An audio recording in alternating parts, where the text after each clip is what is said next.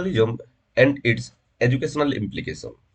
So, naturalism is a philosophical perspective that asserts that nature is the ultimate reality and the only source of truth, denying the existence of any spiritual or supernatural realms. It posits that all phenomena, including human life, mind, and experiences, can be explained by the laws of matter and motion with in the natural world. कि देखिए, naturalism एक तरह का philosophical perspective है जो कि emphasise करता है कि अल्टीमेट रियलिटी के ऊपर, nature as a ultimate reality के ऊपर, कि ये फिलोसॉफी और ये फिलोसोफर, जो ये फिलोसॉफी का जो फिलोसोफर है, ये लोग मानते हैं कि नेचर जो है वो ही एक अल्टीमेट रियलिटी है और अल्टीमेटली रियल है, उसी को छोड़कर कोई भी चीज रियल नहीं है। जैसे कुछ फिलोसॉफी है जो कि स्पिरिचुअल सुपरनेचुरल चीजों को क्या मानते हैं कि रियल मानते हैं, एक्सपीरियंस को कोई रियल मानता है, लेकिन नेचुरलिज्म जो है ये रियल मानता है किसको? नेचर को। और and the only source of truth, और उसके साथ साथ ये नेचर जो है ये ट्रूथ का जो सुप्रीम जो सोर्स है वो ही है, ये मानता है।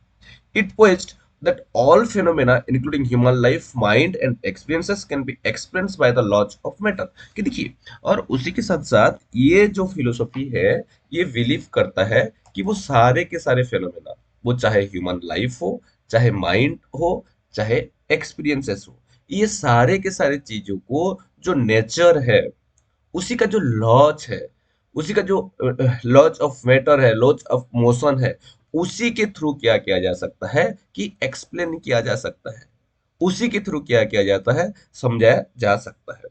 अगर हम इसी का कोर प्रिंसिपल को देखिए और कैरेक्टरिस्टिक को देखिए, तो सबसे पहले जो आता है वो प्राइमेसी ऑफ नेचर।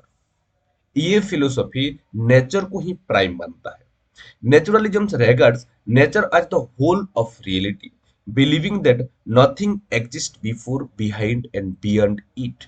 हो गया कि ये जो नेचुरलिज्म है ये क्या करता कि ये रियलिटी जो है वो नेचर ही है ऐसे मानता है, इसी को छोड़कर, इसी का पीछे, बियॉन्ड, बिहाइंड और बिफोर, नेचर को छोड़कर कुछ भी एग्जिस्ट नहीं करता। हो गया।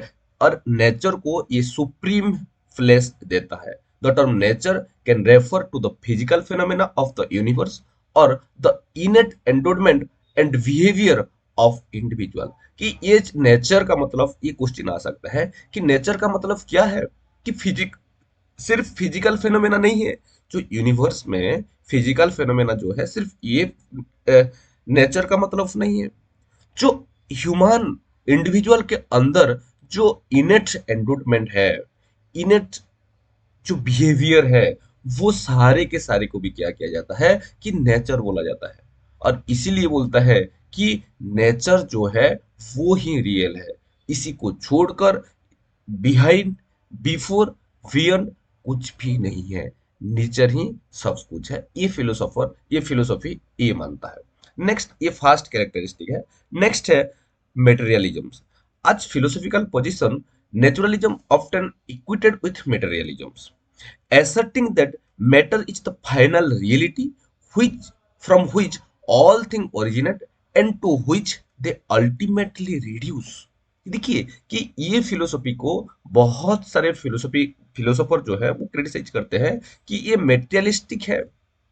क्योंकि मेटेरियलिस्टिक है क्योंकि ये जो फिलोसॉफी है ये मैटर को ही सब कुछ मानता है, और ये मानता है कि वो सारे के सारे चीज वो कहाँ से क्रिएट हुआ है? नेचर से क्रिएट हुआ है, और एक दिन वो नेचर से ही मिल जाएगा।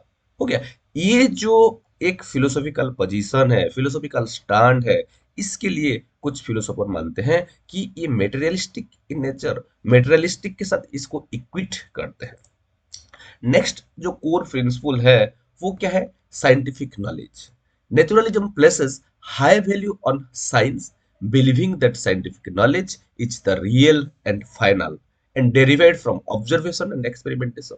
कि देखिए, नेचुरलिज्म मेटेरियलिस्टिक कुछ फिलोसोफर क्रिटिसाइज करते हैं, लेकिन ये जो साइंटिफिक चीजें हैं, इसी के ऊपर क्या करता है, ज्यादा बिलीव करता है। और इसीलिए तो scientific knowledge is real and final, ये इसी को भी बिलीव करता है। और ऑब्जर्वेशन एक्सपेरिमेंटेशन के ऊपर क्या करता है कि ये फोकस करता है।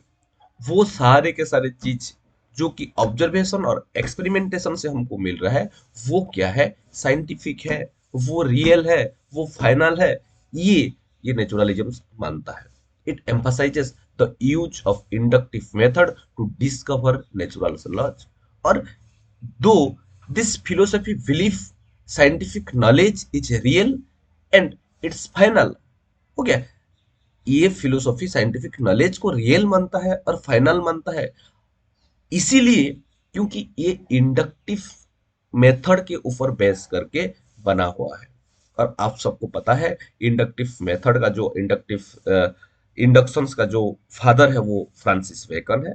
और वो दुनिया में एक तरह का नया, एक वर्ल्ड में एक नया तरह का रिवोल्यूशन से लेकर आए थे। तब तक जब तक ये इंडक्शन नहीं आया था, इंडक्टिव थिंकिंग, इंडक्टिव रीजनिंग नहीं आया था, तब तक डिडक्टिव रीजनिंग और थिंकिंग, जो कि अरिस्टोटेलियन थिंकिंग भी बोला जाता था, वो ही चल रहा था, वो डोमिनेट करके था।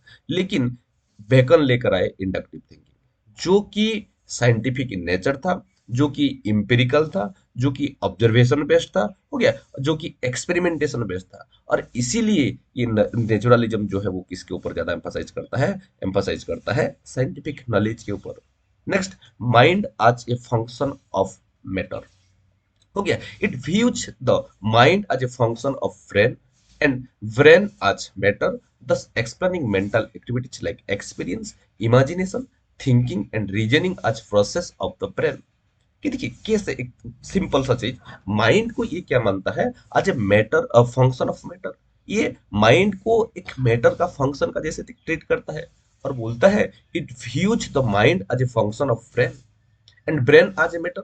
कि देखिए ये ब्रेन को एक मैटर का जैसे दिखता है, और इसका जो फंक्शन है वो एक मैटर का फंक्शन के जैसे ये ट्रीट करता है। thus explaining mental activities like experience, imagination, thinking, reasoning as processes of the brain। और इसीलिए ये सारे के सारे चीज जो एक्सपीरियंस, इमेजिनेशन, थिंकिंग, रीजनिंग, ये सारे के सारे कहाँ प्रोसेस होता है, ये प्रोसेस होता है हमारा ब्रेन में। और ब्रेन को ये क्या कंसीडर करता है, एक मैटर का जैसे कंसीडर करता है। ओके, ये है तीसरा कोर प्रिंसिपल और कैरेक्टरिस्टिक ऑफ नेचुरलिज्म। नेक्स्ट अगर हम देखें तो deterministic laws. Naturalist believe that laws of nature are unchangeable and govern the entire universe.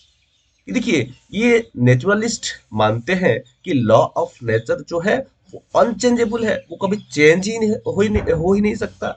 हाँ, ये हो सकता है कि ह्यूमन का जो बनाया हुआ लॉ, हो गया, आर्टिफिशियल लॉ जिसको हम लोग बोलते हैं, वो चेंजेबल है, वो टाइम टू टाइम चेंज होता रहता है, हो गया, वो सोसाइटी का नीड डिमांड के हिसाब से चेंज होता रहता है। लेकिन जो नेचुरल लॉज है वो कभी भी चेंज हो ही नहीं सकता, हो गया।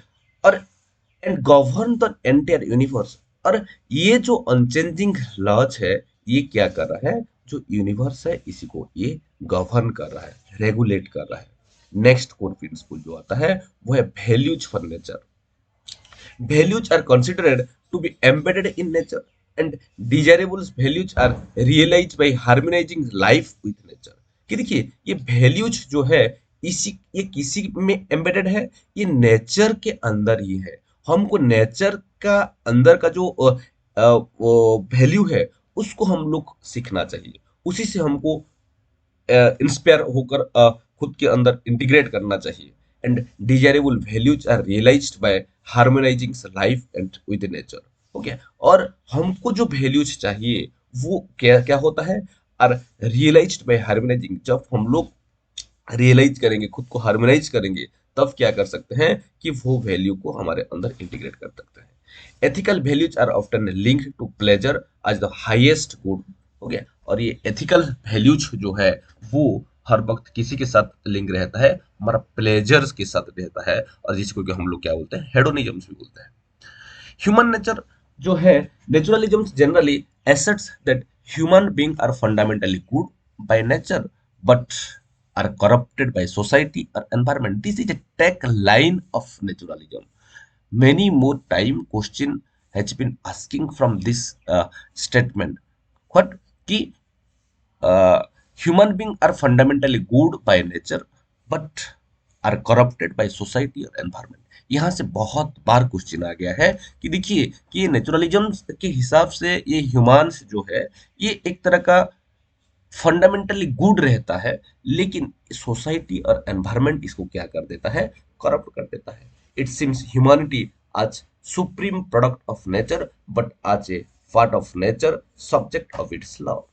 हाँ, ये ह्यूमैनिटी जो है, ह्यूमन जो है, ये तो एक सुप्रीम प्रोडक्ट है नेचर का, लेकिन उसके साथ साथ ये नेचर का एक पार्ट भी है और उसके साथ साथ ये हमारा नेचुरल लॉज का एक सब्जेक्ट भी है. Okay, this is all about core principles and core characteristic of naturalism. If we'll say the first one is primacy in nature, कि ये नेचर को ज्यादा एम्फासाइज करता है. हो गया, नेचर का मतलब ये यहाँ क्या है, सिर्फ फिजिकल फिनोमेना नहीं है, जो इनेट एंडोडमेंट है और बिहेवियर है एक इंडिविजुअल का, उसी को भी नेचर माना जाता है.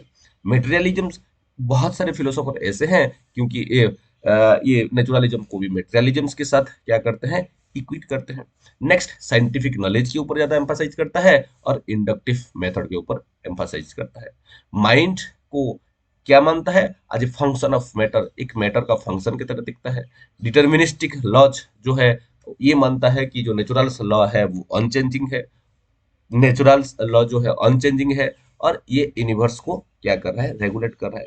वैल्यूज फ्रॉम नेचर, वैल्यूज जो है वो नेचर के साथ एम्बेडेड है, वहां से हमको सीखना चाहिए. और ह्यूमंस नेचर जो है ये इनिशियली गुड रहता है, लेकिन सोसाइटी और एनवायरमेंट इसको करप्ट कर देते हैं. और ये क्या मानता है कि ह्यूमैनिटी जो है ये नेचर का एक सुप्रीम प्रोडक्ट है but as a part of nature, लेकिन ये एक नेचर का पार्ट है और उसके साथ साथ नेचुरल लॉज का एक सब्जेक्ट है. These are the core principle and characteristic of naturalism. Next, form of common naturalism.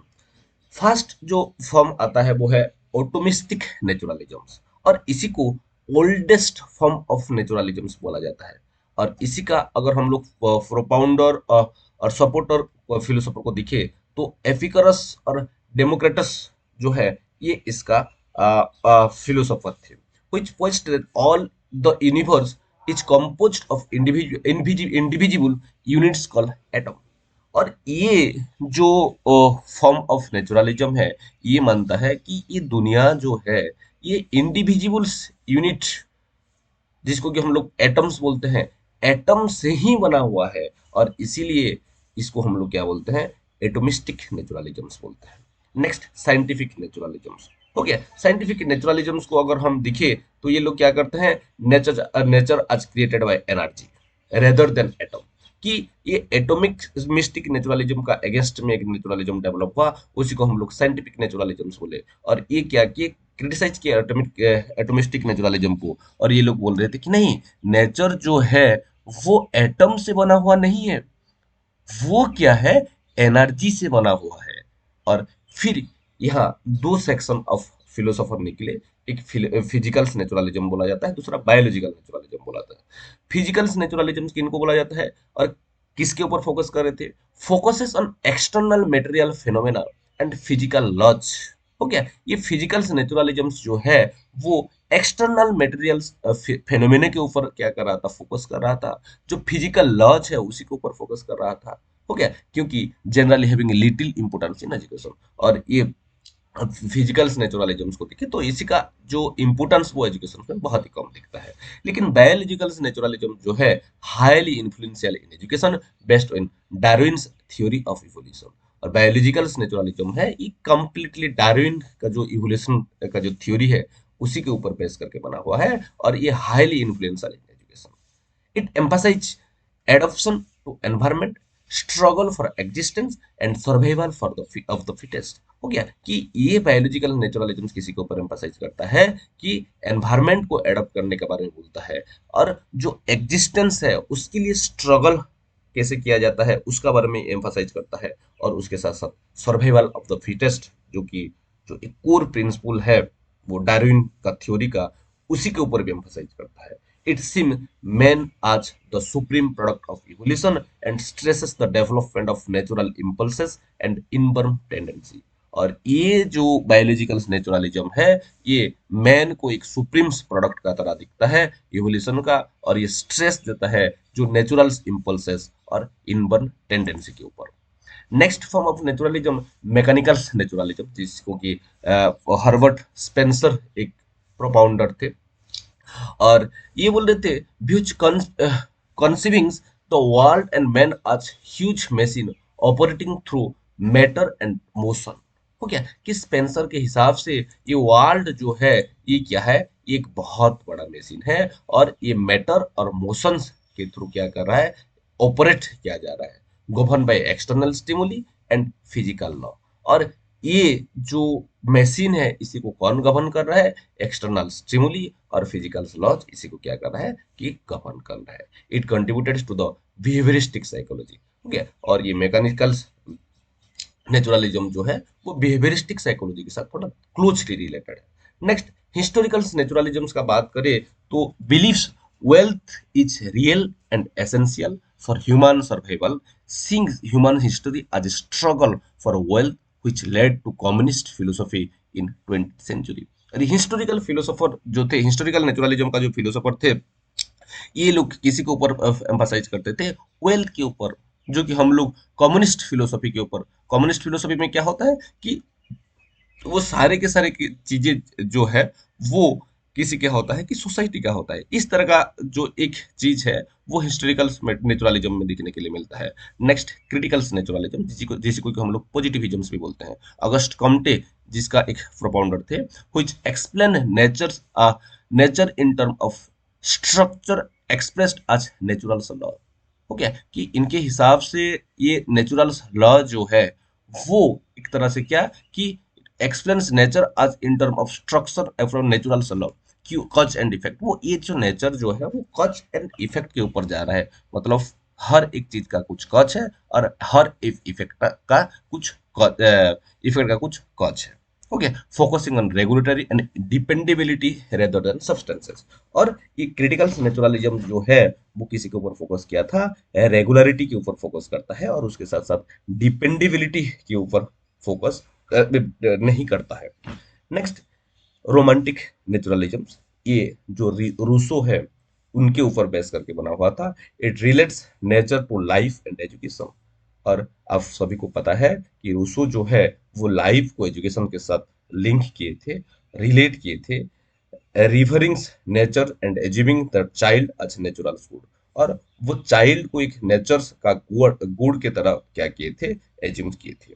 It argues that humans nature develop according to natural law, और उसके साथ साथ उनके हिसाब से ह्यूमंस नेचर जो है वो नेचुरल लॉ के हिसाब से क्या होता है, उसका डेवलपमेंट होता है, leading to child study movement and adopting permissive in education. Next development को अगर हम देखिए नेचुरलिज्म का, तो इसका जो रूट है वो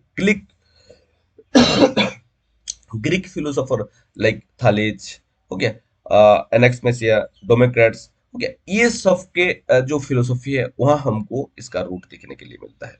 और ये लोग किसी के ऊपर एम्फासाइज कर रहे थे, to explain reality in term of single substances found in nature and atom.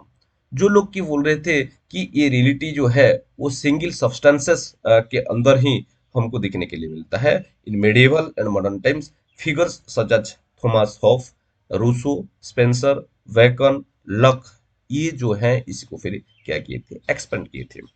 Rousseau is often considered the champions of naturalism with his famous call return to nature as a fanaka for societal evils। कि देखिए कि Rousseau जो है वो एक champions थे, एक बहुत ही बड़ा फिगर थे नेचुरलिज्म का, और उनका जो एक कॉल था रिटर्न टू नेचर, हो गया, ये एक टेक लाइन बना हुआ था नेचुरलिज्म का।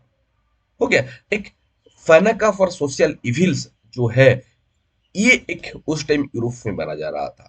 His email constitute an imaginary educational experiment following a consistently naturalistic approach। और उसके साथ साथ आप सभी को पता है वो एक बुक लिखी थी इमाइल, हो गया, जो कि एक इमेजिनरी एजुकेशनल एक्सपेरिमेंट था।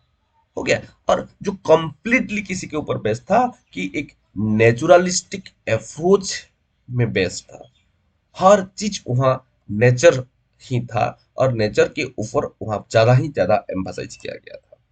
अगर हम लोग नेचुरलिज्म को एजुकेशन में देखें तो ये पहले तो चाइल्ड सेंटर्ड अप्रोच को क्या करता है, फॉलो करता है। Naturalism put the child at the center of educational process, viewing the child as the hero. कि नेचुरलिज्म के हिसाब से चाइल्ड जो है वो एजुकेटिव प्रोसेस का, एजुकेशन प्रोसेस का कहाँ रहता है, सेंटर में रहता है। उसी को एक हीरो के जैसे दिखाया जाता है और ट्रीट किया जाता है। It emphasize education according to the child's innate nature, needs, interest and capacities. और इसीलिए तो ये नेचुरलिज्म्स, नेचुरलिस्टिक फिलोसफी, फिलोसोफर जो है वो लोग चाइल्ड का जो इनेट नेचर है, इनेट नीड है, उसका जो इंटरेस्ट है, उसका जो कैपेबिलिटीज है, उसी के ऊपर एम्फासाइज करते हैं और उसी के ऊपर बेस करके ही उसको आगे बढ़ाते हैं। Next, back to nature. ये एक core principle is that the best teacher for child is nature itself, advocating for educations in natural environment away from the corrupting cities। और बैक टू नेचर जो है ये नेचुरलिज्म का एक core system है, core aspect है, जहाँ की क्या होता है, जिसका मतलब कि क्या है कि हर नेचर जो है वो बेस्ट टीचर है और हर एक चीज को हम लोग नेचर के थ्रू क्या कर सकते हैं, पढ़ाते हैं। और जो चीज नेचर के थ्रू पढ़ाया जाता है वो क्या क्या रहता है कि एकदम से रिटर्न रहता है। Next, learning by doing, direct experience. ये भी एक कोर एस्पेक्ट है नेचुरलिज्म और एजुकेशन को अगर हम देखें। Naturalist advocate for self learning and learning by doing. Naturalist किसी के ऊपर एम्फसाइज कर रहे थे, सेल्फ लर्निंग और learning by doing with knowledge acquired through actual experience and sensory perception being most effective and permanent। और उनके हिसाब से वो सारे के सारे एक्चुअल एक्सपीरियंस, सेंसरी परसेप्शन के थ्रू जो चीज सिखाया जा रहा है, बच्चा सीख रहा है, वो क्या रहता है, वो परमानेंटली रिटर्न रहता है बच्चे के अंदर। Next, negative education. Rousseau proposed negative education, which means guarding the child from the vice or and error rather than directly inculcating truth or virtue, allowing natural development to occur। कि वो negative education के बारे में बोल रहे थे। इसका मतलब क्या है कि which means guarding child from vice and पर। देखिए कि जो ऑलरेडी नेचुरलिज्म मान चुका है कि एक्चुअल्स में इंडिविजुअल जो गुड होते हैं, ह्यूमन जो गुड होता है, लेकिन ये सोसाइटी और एनवायरनमेंट उसको क्या करता है, ये करप्ट कर देता है। और इसीलिए कॉन्सेप्ट आया था कौन सा, नेगेटिव एजुकेशन, जहाँ की वो क्या बोल रहे थे, which means guarding the child from vice and error rather than directly inculcating truth.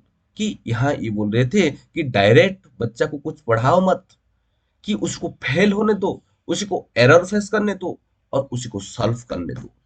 जब बच्चा फेल हो रहा है, जब बच्चा एरर कर रहा है और वहां से सीख रहा है, वो चीज क्या होता है, एकदम जिंदगी भर रिटर्न करता है। और इसीलिए कॉन्सेप्ट लेकर आए थे कौन सा, नेगेटिव एजुकेशन। नेक्स्ट, करिकुलम को अगर हम देखें, naturalist opposed fixed curriculum, favouring child centred, flexible, diversified curriculum. और ये करिकुलम से जो है वो कैसा है कि वो फिक्स्ड नहीं होना चाहिए, वो चाइल्ड सेंटर्ड होना चाहिए, फ्लेक्सिबल होना चाहिए, बच्चे का नीड, उसका इंटरेस्ट, उसका डिमांड, सोसाइटी का डिमांड के हिसाब से, और उसके साथ साथ ये डाइवर्सिफाइड भी होना चाहिए। They emphasise science subject, physical education and social studies. और इसीलिए ये एम्फासाइज कर रहे थे फिजिकल एजुकेशन के ऊपर, सोशल स्टडीज के ऊपर और डिफरेंट डिफरेंट लिटरेचर और लैंग्वेज के ऊपर। नेक्स्ट, अगर हम लोग मेथड ऑफ टीचिंग को देखिए, ये ट्रेडिशनल जो मेथड है वो किस मेथड, डगमेटिक मेथड जो था उसी के ये अपोज करते थे, रिजेक्ट करते थे। लेकिन dynamic, progressive, activity based method like जैसे कि playway, project, heuristic, observation, excursion, इसी के ऊपर ही ज्यादा ये एम्फासाइज कर रहे थे। और सबसे बेस्ट मेथड जो था वो है project method, play way method, excursion, heuristic method और ऑब्जर्वेशन भी उसका पार्ट था। Sense training is crucial, senses are the gateway of knowledge. और नेचुरलिज्म के हिसाब से सेंसेस क्या है कि this are the gateways of to knowledge, और इसीलिए ये सेंसेस के ऊपर भी ज्यादा एम्फासाइज करते थे। रोल ऑफ टीचर का बात करें तो ये टीचर जो है वो नेचर सुप्रीम है, नेचर जो प्राइम टीचर है, और टीचर जो है वो सेकेंडरी है, उसको सेकेंडरी प्लेस देते थे। They are seen as an observer, starter and sympathetic guide. Naturalism के हिसाब से टीचर जो है वो एक ऑब्जर्वर होना चाहिए, एक स्टेज सेटर होना चाहिए, और एक सिंपैथेटिक गाइड होना चाहिए, जो कि providing material and conducive environment rather than imposing will or authority।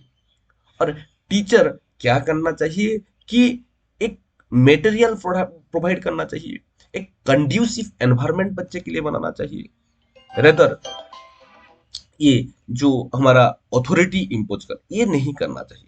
Next, discipline का बात करें, naturalist advocate for discipline through natural consequences.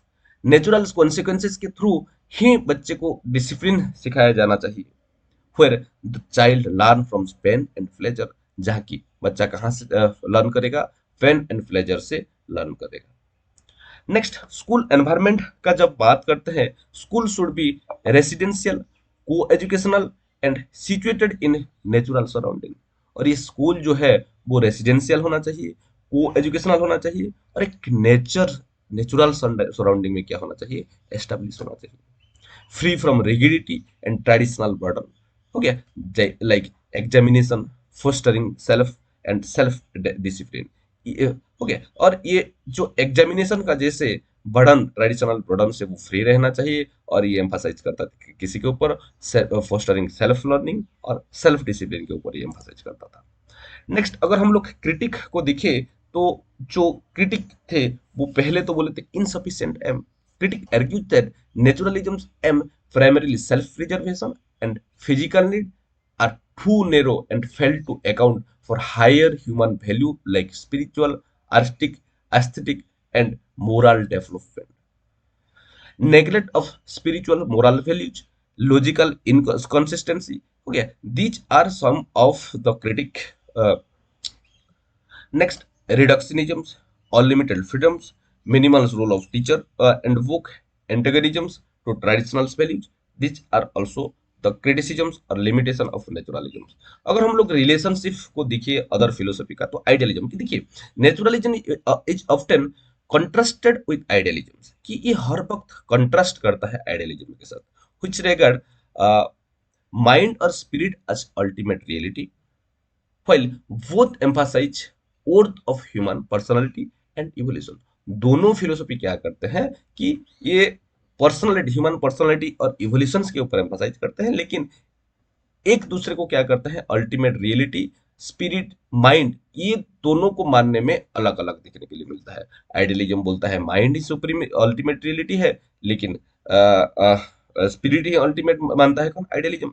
लेकिन नेचुरलिज्म बोलता है कि नहीं, नेचर ही अल्टीमेट रिलीजन है। Well both emphasise, however modern naturalism is considered more comprehensive and can approximate idealism in its emphasis on total personality development। Let it, realism, both naturalism and realism believe in truth of the material world। कि देखिए, naturalism और realism दोनों के हिसाब से क्या है कि the truth of the material world, कि ये जो ट्रूथ जो है मेटेरियल वर्ल्ड, ये क्या है कि ये सही है। However naturalism emphasise ultimateness of matter, while realism is concerned with things as they exist independently human perception। कि देखिए, ये नेचुरलिज्म क्या मानता है कि ये जो मैटर है वो है अल्टीमेट है, जो नेचर है वो है अल्टीमेट है। लेकिन रियलिज्म को अगर हम देखें तो रियलिज्म ये नहीं मानता कि ये मैटर जो है वो इंडिपेंडेंटली एग्जिस्ट करता है ह्यूमन परसेप्शन से, ऐसे ये मानता है। Realism specially scientific form is a strong influence on naturalistic principle. हो गया कि अगर रियलिज्म को अगर हम देखें तो ये साइंटिफिक फॉर्म है किसी का, रियलिज्म का, जो कि नेचुरलिस्टिक प्रिंसिपल के ऊपर बेस करके बना हुआ है। प्रैग्मेटिज्म के साथ अगर हम देखिए नेचुरलिज्म का idealism, naturalism share with pragmatism as emphasise on experience and changing nature of reality.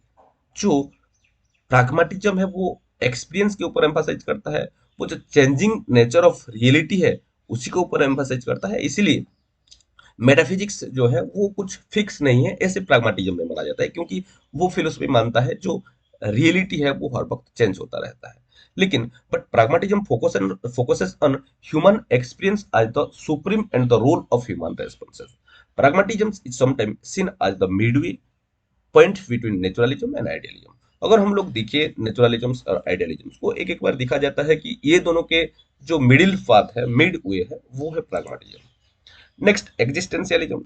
Existentialism differ from naturalism by focusing on subjective reality, individual freedom, and creation of personal meaning is an in an indifferent world rather than relying on natural law. Okay, तो ये completely different philosophy है जो कि subjective reality के ऊपर focus करता है, individual freedom के ऊपर फोकस करता है, और जो पर्सनल मीनिंग जो है उसके ऊपर ही फोकस करता है। पोस्ट मॉडर्निज्म का बात करें तो ये पोस्ट मॉडर्निज्म जो है share a rejection of universal truth and grand narrative with some aspect of naturalism. Okay, especially regarding the critique of objective reason, it also responds negatively to behaviorism and scientific objectivism.